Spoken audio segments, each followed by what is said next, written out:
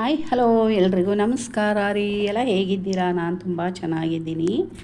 ನಾನು ಗಣಕೆ ಸೊಪ್ಪಿನ ಹುಳುಸೊಪ್ಪು ಮಾಡೋಣ ಅಂತ ನೋಡಿ ಗಣಕೆ ಸೊಪ್ಪನ್ನ ಕಡ್ಡಿ ಎಲ್ಲ ನೀಟಾಗಿ ಬಿಡಿಸ್ಕೊಂಡು ಚೆನ್ನಾಗಿ ತೊಳೆದಿಟ್ಕೊಂಡಿದ್ದೀನಿ. ಊರಿಗೆ ಹೋಗಿದ್ದೆ, ಊರಿಂದ ಗಣಕೆ ಸೊಪ್ಪು ತಂದಿದ್ದೆ. ಹಾಗಾಗಿ ಗಣಕೆ ಸೊಪ್ಪು ಹುಳುಸೊಪ್ಪು ತೋರಿಸೋಣ ಅಂತ ಮನಸ್ಸಾಯಿತು. ಹಾಗಾಗಿ ವಿಡಿಯೋ ಮಾಡ್ಕೊಂಡೆ ನೋಡಿ. ಗಣಕೆ ಸೊಪ್ಪು ಹುಳುಸೊಪ್ಪು ತುಂಬ ಒಳ್ಳೆಯದು ಆರೋಗ್ಯಕ್ಕೆ. ಹಾಗೆ ನಾವು ಬಾಣಂತಿಯರು ಕೂಡ ಗಣಕೆ ಸೊಪ್ಪುದ ಸಾಂಬಾರು, ಹಾಲು ಸಾಂಬಾರು ಮಾಡಿಕೊಡ್ತೀವಿ. ಅದು ತುಂಬ ಚೆನ್ನಾಗಿರುತ್ತೆ ಹಾಲು ಸಾಂಬಾರು.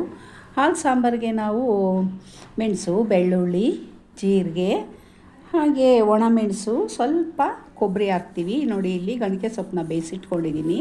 ವಿಡಿಯೋ ಸ್ಕಿಪ್ ಆಗಿದೆ. ನಾನು ಗಣಕೆ ಸೊಪ್ಪಿಗೆ ಒಂದು ಟೊಮೊಟೊ, ಒಂದು ಅರ್ಧ ಈರುಳ್ಳಿ, ಒಂದು 7-8 ಬೆಳ್ಳುಳ್ಳಿ, ಹಾಗೆ ಹಸಿಮೆಣಸು ಹಾಕಿ ಬೇಯಕ್ಕೆ ಇಟ್ಕೊಂಡಿದ್ದೆ. ಸೊಪ್ಪು ಸಪ್ರೇಟ್ ಮಾಡಿ ಇಟ್ಕೊಂಡಿದ್ದೀನಿ ನೋಡಿ. ಹಾಗೆ ಅದ್ರ ಜೊತೆಗೆ 1 ಟೇಬಲ್ ಸ್ಪೂನು ಹಸಿ ತೆಂಗಿನಕಾಯಿ ತುರಿ ಕೂಡ ಹಾಕಿದ್ದೀನಿ.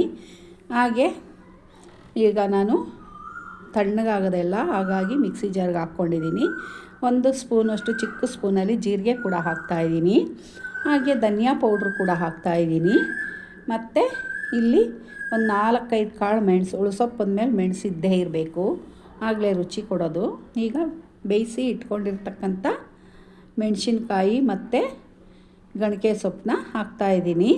ಹಾಕಿ ನುಣ್ಣಗೆ ರುಬ್ಕೊಂಬರ್ತೀನಿ. ರುಬ್ಕೊಂಬಂದು ಹುಣಸೆಹಣ್ಣು ಹೇಳೋದು ಮರ್ತಿದ್ದೆ. ಒಂದು ಸಣ್ಣ ನೆಲ್ಲಿಕಾಯಿಗೆ ಹತ್ರ ಹುಣಸೆಹಣ್ಣು ಕೂಡ ನೆನೆಸಿಟ್ಕೊಂಡಿದ್ದೆ, ಅದನ್ನು ಹಾಕಿ ರುಬ್ಬಿಟ್ಕೊಂಡ ನಂತರ ನಾನು ಸ್ಟವ್ ಮೇಲೆ ಒಂದು ಪುಟಾಣಿ ಬಾಣಲೆ ಇಟ್ಟು ಎಣ್ಣೆ ಹಾಕಿದೆ. 1 ಸ್ಪೂನು ಎಣ್ಣೆ ಬಿಸಿ ಆಗಿದೆ.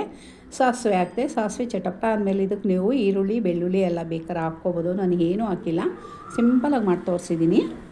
ಸಾಸಿವೆ ನೋಡಿ ಸಿಡಿತಾ ಇದೆ. ಸಾಸಿವೆ ಸಿಡಿದ ನಂತರ ಈಗ ನಾವು ಒಂದು ಒಣಮೆಣಸು ಹಾಕ್ಕೊಂಡು, ಮತ್ತು ಫ್ರೆಶ್ ಕರಿಬೇವಿನ ಸೊಪ್ಪು ಹಾಕ್ಕೊಂಡು ಸಿಂಪಲಾಗಿ ಒಗ್ಗರಣೆ ಕೊಡ್ತೀನಿ. ಈಗ ರುಬ್ಬಿರ್ತಕ್ಕಂಥ ಸೊಪ್ಪೆಲ್ಲ ನಾವು ಬಾಣಲಿಗೆ ಸೇರಿಸ್ಕೊಂಬಿಡೋಣ.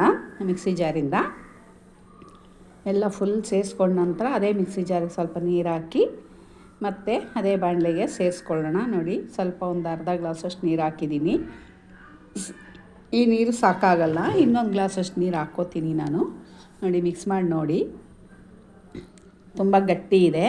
ಮುದ್ದೆಗಂತೂ ತುಂಬ ಚೆನ್ನಾಗಿರುತ್ತೆ ಹುಳುಸೊಪ್ಪು. ಅನ್ನಕ್ಕೂ ಅಷ್ಟೇ, ಬಿಸಿ ಬಿಸಿ ಅನ್ನ, ಮುದ್ದೆ, ಸೈಡಲ್ಲಿ ಒಂದು ಹಪ್ಪಳ, ಸಂಡಿಗೆ, ಉಪ್ಪಿನಕಾಯಿ ಇಟ್ಕೊಂಡು ಊಟ ಮಾಡ್ತಿದ್ರೆ ಅದ್ರ ಮಜನೇ ಬೇರೆ ಇರುತ್ತೆ.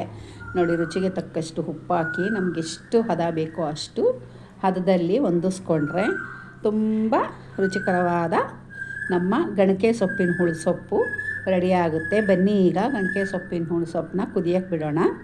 ಚೆನ್ನಾಗಿ ಒಂದು ಕುದಿ ಬರಲಿ ನಮ್ಮ ಗಣಕೆ ಸೊಪ್ಪಿನ ಹುಳುಸೊಪ್ಪು. ನೋಡಿ, ಈಗ ಕುದಿತಾ ಇದೆ.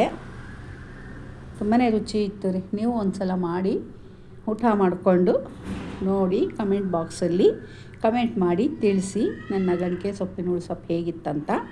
ನೋಡಿ, ಇವಾಗ ಎಲ್ಲ ಚೆನ್ನಾಗಿ ಕುದ್ದ ನಂತರ ಕೆಳಗಡೆ ಇಳಿಸ್ಕೊತೀನಿ. ನೋಡಿ, ಎಲ್ಲ ಚೆನ್ನಾಗಿ ಕುದೀತಾ ಇದೆ. ಕೆಳಗಡೆ ಇಳಿಸೋಣ ಬನ್ನಿ. ಯಾರೆಲ್ಲ ಹೊಸ್ದಾಗಿ ನನ್ನ ಚಾನಲ್ನ ನೋಡ್ತಿದ್ರು ಪ್ಲೀಸ್ ಸಬ್ಸ್ಕ್ರೈಬ್ ಮಾಡ್ಕೊಂಡು ನೋಡಿ. ಹಾಗೆ ಲೈಕ್ ಮಾಡಿ, ಶೇರ್ ಮಾಡಿ, ಕಮೆಂಟ್ ಮಾಡಿ ಫ್ರೆಂಡ್.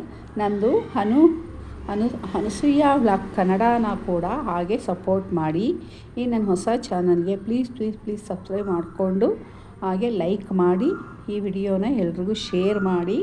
ಓಕೆ, ಮುಂದಿನ ವಿಡಿಯೋದಲ್ಲಿ ಸಿಗ್ತೀನಿ. ನೋಡಿ, ಎಷ್ಟು ಸೂಪರಾಗಿರುತ್ತೆ. ಮಾಡ್ಕೊಂಡು ನೋಡಿ ಒಂದು ಸಲ. ಈ ಚಳಿಗಾಲಕ್ಕೆ ಎಣ್ಣೆ ಸೊಪ್ಪು ಸಿಗುತ್ತೆ. ಮುಂದಿನ ವಿಡಿಯೋನಲ್ಲಿ ಸಿಗ್ತೀನಿ. ಹೋಗಿ ಬರಲಾ? ಥ್ಯಾಂಕ್ ಯು ಸೋ ಮಚ್ ಎಲ್ರಿಗೂ.